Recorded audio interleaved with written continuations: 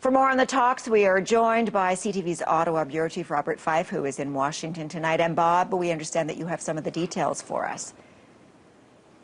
Well, Sandy, I should say, first of all, the Prime Minister's office and the White House are keeping a tight lid on tomorrow's talks. But officials say the two leaders will launch formal negotiations to make the flow of people, goods, and services much easier while enhancing perimeter security. Sources say the leaders want negotiators to conclude a sweeping deal within the year. It would mean joint border inspection facilities to speed up the movement of goods, the relocation of U.S. food inspectors at Canadian plants and vice versa, greater sharing of intelligence, and harmonizing regulations on everything from food to manufactured goods, cooperation on building of bridges, roads, and rail links, and greater use of biometrics to track travelers in real time.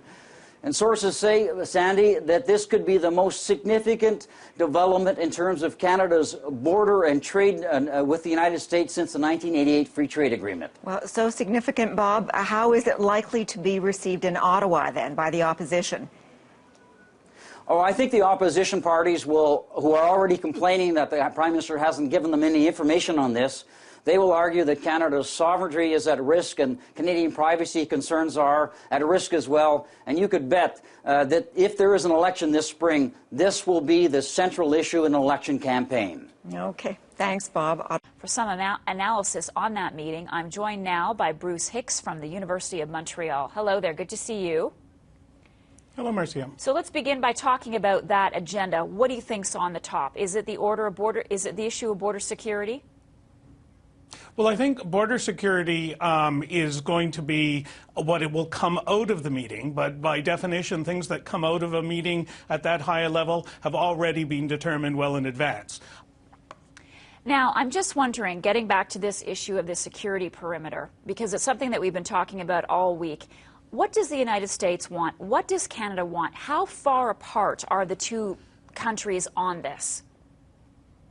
Well, first of all, it's incredibly hard to negotiate with the United States because it has all the marbles in its basket. We need the United States to do business. The United States, while a lot of trade comes from Canada, they can easily take trade elsewhere. They hand out favored trading nation status as a reward to people in order to change foreign governments' policies. They know they have all the marbles. So it's hard sitting down and negotiating.